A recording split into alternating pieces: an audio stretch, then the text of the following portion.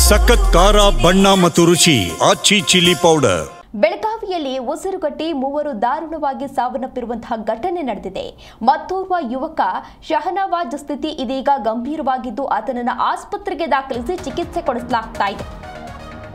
ಬೆಳಗಾವಿಯಲ್ಲಿ ಉಸಿರುಗಟ್ಟಿ ಮೂವರು ಯುವಕರು ದಾರುಣವಾಗಿ ಸಾವನ್ನಪ್ಪಿರುವಂತಹ ಘಟನೆ ನಡೆದಿದೆ. ಮತ್ತೋರ್ವ ಯುವಕ ಶಹನವಾಜ್ ಸ್ಥಿತಿ ಇದೀಗ ಗಂಭೀರವಾಗಿದ್ದು ಆತನನ್ನು ಆಸ್ಪತ್ರೆಗೆ ದಾಖಲಿಸಿ ಚಿಕಿತ್ಸೆಯನ್ನ ಕೊಡಿಸಲಾಗ್ತಾ ಇದೆ. ಚಳಿಗೆ ರೂಮ್ನಲ್ಲಿ ಇದ್ದಿಲು ಬೆಂಕಿಯನ್ನ ಇಟ್ಟು 4 ಕೂಡ ಮಲಗಿದ್ರು. ಅದರಲ್ಲಿ 3 ಇದೀಗ ಸಾವನ್ನಪ್ಪಿದ್ದಾರೆ. ನಿದ್ರೆಗೆ ಜಾರಿದ ವೇಳೆ ಹೊಗೆಯಾಡಿ ಉಸಿರಾಟದ ಸಮಸ್ಯೆ ಕಾಣಿಸಿಕೊಂಡಿದೆ. ಆ 3ರಲ್ಲೂ ಕೂಡ ಆಮ್ಲಜನಕದ ಸಮಸ್ಯೆಯಿಂದ ಸ್ಥಳದಲ್ಲೇ 3 ಇದೀಗ ಸಾವನ್ನಪ್ಪಿದ್ದಾರೆ ಎನ್ನುವ ಮಾಹಿತಿ ಸಿಗ್ತಾ ಇದೆ. ಬೆಳಗಾವಿ ನಗರದ ಅಮನ್ ನಗರದಲ್ಲಿ ನಡೆದಿರುವಂತಹ ದುರಂತ ಇದು. 4 ಜನ ಫ್ರೆಂಡ್ಸ್ ಇದ್ರು, ಅದರಲ್ಲಿ ಇದೀಗ 3 ಜನ ಸಾವನ್ನಪ್ಪಿದ್ದಾರೆ. ಒಬ್ಬರನ್ನ ಆಸ್ಪತ್ರೆಗೆ ದಾಖಲಿಸಿ ಚಿಕಿತ್ಸೆಯನ್ನ ಕೊಡಿಸಲಾಗ್ತಾ ಇದೆ. ಸ್ಥಳಕ್ಕೆ ಈಗಾಗಲೇ ಮಾಳಮಾರುತಿ ಪೊಲೀಸರು ಭೇಟಿಯನ್ನ ನೀಡಿ ಪರಿಶೀಲನೆಯನ್ನು ನಡೆಸಿದ್ದಾರೆ. ಒಂದು ಕಾರ್ಯಕ್ರಮಕ್ಕೆ ಹೋಗಿರ್ತಾರೆ. ಕಾರ್ಯಕ್ರಮ ಮುಗಿಸಿ ವಾಪಸ್ಸು ಬಂದಂತಹ ಸಂದರ್ಭದಲ್ಲಿ 4 ಯುವಕರು ಒಂದು ರೂಮ್ನಲ್ಲಿ ಚಳಿ ಆಗ್ತಾ ಇರುತ್ತೆ. ಅಂತಹ ಸಂದರ್ಭದಲ್ಲಿ ಏನು ಮಾಡಬೇಕು ಅಂತ ಗೊತ್ತಾಗ್ದಲ್ಲಿ ಇದ್ದಲಿಟ್ಟಿದ್ದಾರೆ. ಇದು ಒಂಥರ ಮೂರ್ಖತನ ಅಂತಾನೆ ಹೇಳಬಹುದು. ಚಳಿ ಆದರೆ ಬೆಡ್ಶೀಟ್ ಹಚ್ಕೊಂಡು ಆರಾಮಾಗಿ ಮಲಗಬೇಕಿತ್ತು. ಆದರೆ ಇವರು ಹೋಗಿ ಇದ್ದಿಲ್ ಹಾಕಿದ್ದಾರೆ. ಅಂತಹ ಸಂದರ್ಭದಲ್ಲಿ ಉಸಿರಾಟದ ತೊಂದರೆಯಾಗಿ ಇದೀಗ 3 ಸಾವನ್ನಪ್ಪಿದ್ದಾರೆ. ಓರ್ವನ ಸ್ಥಿತಿ ಇದೀಗ ಗಂಭೀರವಾಗಿದ್ದು ಆತನನ್ನ ಆಸ್ಪತ್ರೆಗೆ ದಾಖಲಿಸಿ ಚಿಕಿತ್ಸೆಯನ್ನ ಕೂಡ ಕೊಡಿಸಲಾಗ್ತಾ ಇದೆ. ಸ್ಥಳಕ್ಕೆ ಈಗಾಗಲೇ ಸಾಕಷ್ಟು ಅಧಿಕಾರಿಗಳು ಆಗಮಿಸಿ ಸ್ಥಳ ಪರಿಶೀಲನೆಯನ್ನ ಕೂಡ ನಡೆಸ್ತಾ ಇದ್ದಾರೆ. ದೃಶ್ಯಾವಳಿಗಳಲ್ಲಿ ನೀವು ಕೂಡ ಇದೀಗ ಗಮನಿಸ್ತಾ ಇರಬಹುದು. ಇದೇ 4 ಯುವಕರು ಇಂತಹ ಘಟನೆಯನ್ನ ಮಾಡಿರೋದು. ಅಂದ್ರೆ ರೂಮ್ನಲ್ಲಿ ಒಂದು ಇದ್ದಿಲನ್ನ ಹಾಕೊಂಡು ಮಲಗಿದ್ದಾರೆ. ಉಸಿರಾಡಕ್ಕೆ ಸಮಸ್ಯೆ ಆಗಿದೆ. ಅಂತಹ ಸಂದರ್ಭದಲ್ಲಿ ಆಮ್ಲಜನಕ ಸಮಸ್ಯೆಯಿಂದ ಒದ್ದಾಡಿ ಸ್ಥಳದಲ್ಲೇ 3 ಯುವಕರು ಸಾವನ್ನಪ್ಪಿದ್ದಾರೆ ಎನ್ನುವ ಮಾಹಿತಿ ಇದೀಗ ಸಿಗ್ತಾ ಇದೆ. ರಿಹಾನ್ 22 ವರ್ಷ, ಮೋಹಿನ್ ನಾಲಬಂದ 23 ವರ್ಷ, ಸರ್ಫರಾಜ್ ಹರಪನಹಳ್ಳಿ 22 ವರ್ಷ ಸಾವನ್ನಪ್ಪಿದ್ದಾರೆ. ಇನ್ನು ಮತ್ತೊಬ್ಬ ಯುವಕ ಏನಿದ್ದ ಶಹನವಾಜ್, ಈತನಿಗೆ ಬರೀ 19 ವರ್ಷ ಅಷ್ಟೇ. ಆತ ಮಾತ್ರ ಬದುಕುಳಿದಿದ್ದಾನೆ ಎನ್ನುವ ಮಾಹಿತಿ ಸಿಗ್ತಾ ಇದೆ. ಈಗಾಗಲೇ ಸ್ಥಳಕ್ಕೆ ಮಾಳಮಾರುತಿ ಪೊಲೀಸರು ಜೊತೆಗೆ ಶಾಸಕ ಆಸಿಫ್ ಸೇಠ್ ಕೂಡ ಭೇಟಿಯನ್ನು ನೀಡಿ ಪರಿಶೀಲನೆಯನ್ನು ಕೂಡ ನಡೆಸಿದ್ದಾರೆ.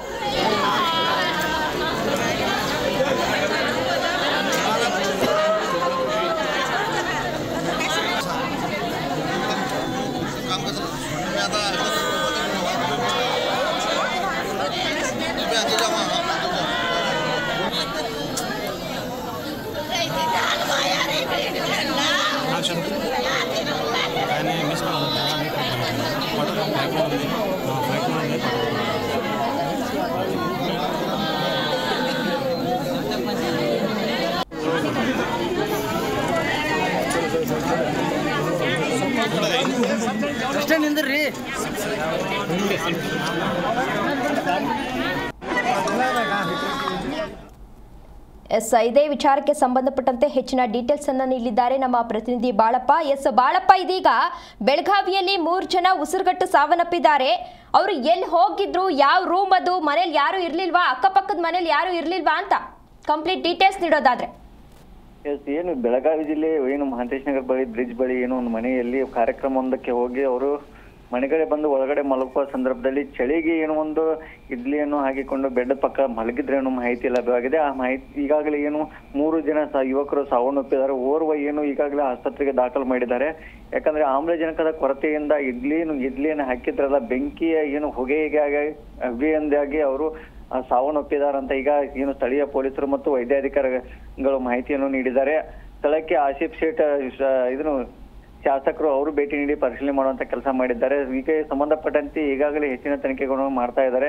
ಯಾಕಂದ್ರೆ ಹೊಗೆಯ ಒಂದು ರೂಮಿನಲ್ಲಿ ಹೊಗೆಯ ವಾತಾವರಣ ಕೊಂಡಿಸಿಕೊಂಡ ಸಂದರ್ಭದಲ್ಲಿ ಅವರು 3 ಜನ ಸಾವನ್ನಪ್ಪಿದ್ದಾರೆ. ಆಮ್ಲಜನಕದ ಏನೋ ಒಂದು ಕೊರತೆಯಿಂದಾಗಿ ಅವರು ಸಾವನ್ನಪ್ಪಿದ್ದಾರೆ, ವಿಲಿ ಒದ್ದಾಡಿ ಸಾವನ್ನಪ್ಪಿದ್ದಾರೆ ಅನ್ನೋ ಮಾಹಿತಿ ಈಗ ದೊರೆತಿದೆ. ಬಾಳಪ್ಪ, ಇದೀಗ ಅಂದ್ರೆ ಚಳಿಗೆ ಅವರು ಇದ್ದಿಲ್ ಹಾಕೊಂಡಿದ್ರು ಅಂತ ಹೇಳ್ತಿದ್ರಿ. ಅಂದ್ರೆ ಬೆಡ್ಶೀಟ್ ಇರ್ಲಿಲ್ವಾ? ಅವ್ರು ಯಾವ ರೂಮಲ್ಲಿ ಸ್ಟೇ ಆಗಿದ್ರು? ಅಂದ್ರೆ ಮನೇಲಿರುವಂತಹ ರೂಮಲ್ಲಿ ಸ್ಟೇ ಆಗಿದ್ರಾ ಅಥವಾ ಬೇರೆ ಎಲ್ಲಾದ್ರೂ ರೂಮ್ ಮಾಡ್ಕೊಂಡಿದ್ರಾ, ಹೇಗೆ? ಬೇರೆ ಹೊರವಲಯದಲ್ಲಿ ಒಂದು ಮನೆಯನ್ನು ಮಾಡಿಕೊಂಡು 4 ಜನ ಯುವಕರು ಇದ್ರು. ಯುವಕರು ಇಲ್ಲಿ ಏನು ಒಂದು ಖಾಸಗಿ ಕಾರ್ಯಕ್ರಮಕ್ಕೆ ಹೋಗಿ ಅವರು ಬಂದು ಚಳಿಯಲ್ಲಿ ಒಂದು ಬೆಡ್ಡಿನ ಪಕ್ಕ ಒಂದು ಇಡ್ಲಿನ ಬೆಂಕಿಗೆ ಒಂದು ಇದನ್ನು ಮಾಡಿಕೊಂಡು ಮಲಗಿದ್ರು ಮಾಹಿತಿ ಕೂಡ ಈಗ ಪೊಲೀಸರ ಮೂಲಗಳಿಂದ ತಿಳಿದು ಬಂದಿದೆ. ಏನು ಹೊಗೆಯಿಂದ ಅವರು ಏನು ಒಂದು ಆಮ್ಲಜನಕದ ಕೊರತೆಯಿಂದ ಒದ್ದಾಡಿ ಸತ್ತಿದ್ದಾರೆ. ಮತ್ತೆ ಈಗಾಗಲೇ ಸ್ಥಳೀಯರು ಒಬ್ಬ ಗಂಭೀರವಾಗಿದೆ, ಅವನು ಸ್ಥಳೀಯ ಆಸ್ಪತ್ರೆ ಜಿಲ್ಲಾ ಆಸ್ಪತ್ರೆಗೆ ದಾಖಲು ಮಾಡಿ ಏನು ಚಿಕಿತ್ಸೆಯನ್ನು ಮುಂದುವರಿಸಿದ್ದಾರೆ. ಈಗಾಗಲೇ ಇನ್ನೂ ಹೆಚ್ಚಿನ ಮಾಹಿತಿ ಪೊಲೀಸ್ ಬಲ ಮೂಲಗಳಿಂದ ತೆಗೆದುಕೊಳ್ಬೇಕಾಗಿದೆ. ಓಕೆ, ಅಂದ್ರೆ ಬರೀ 4 ಮಾತ್ರ ಇದ್ರ, ಅಕ್ಕಪಕ್ಕ ಯಾರು ಇರ್ಲಿಲ್ವಾ? ಇವರು ಏನ್ ಕಿರ್ಚಾಡ್ಲಿಲ್ವಾ? ಏನು ಹೇಗೆ ಏನ್ ಕತೆ ಅಂತ? ಅಕ್ಕಪಕ್ಕದಲ್ಲಿ ಮನೆಗಳು ಇದ್ರು ಕೂಡ ಏನು ಸಿಟಿಯಲ್ಲಿ ಇರ್ತಕ್ಕಂತ ಏನು ಒಂದು ಅಲ್ಲಿ ಹೈವೇ ಪಕ್ಕದಲ್ಲಿ ಇರ್ತಕ್ಕಂತ ಮನೆ ಏನು ಒಂದು ಗಾಡಿಗಳ ಸೌಂಡಿನಿಂದ ಯಾವುದೇ ತರ ಅವ್ರಿಗೆ ಮನೆ ಪಕ್ಕದಲ್ಲಿ ಒಂದು ಅಕ್ಕಪಕ್ಕದಲ್ಲಿ ಮನೆ ಕೂಡ ಇದೆ. ಅಕ್ಕಪಕ್ಕ ಮನೆಯಲ್ಲಿ ಬಾಗಿಲುಗಳನ್ನು ಹಾಕಿಕೊಂಡು ಇವರು ಗ್ಲಾಸ್ ಏನು ಕಿಟಕಿ ಗ್ಲಾಸ್ಗಳನ್ನು ಹಾಕಿಕೊಂಡಿದ್ದಾರೆ. ಅವರು ಏನು ಒಂದು ಒದ್ದಾಡಿಯನ್ನು ಜೀವನ ಪ್ರಾಣವನ್ನು ಬಿಟ್ಟಿದ್ದಾರೆ. ಇಲ್ಲಿ ಇರ್ತಕ್ಕಂಥ ಒಳಗಡೆ ಇರ್ತಕ್ಕಂಥ ಸೌಂಡ್ ಅವರಿಗೆ ಕೇಳಿ ಬಂದಿಲ್ಲ.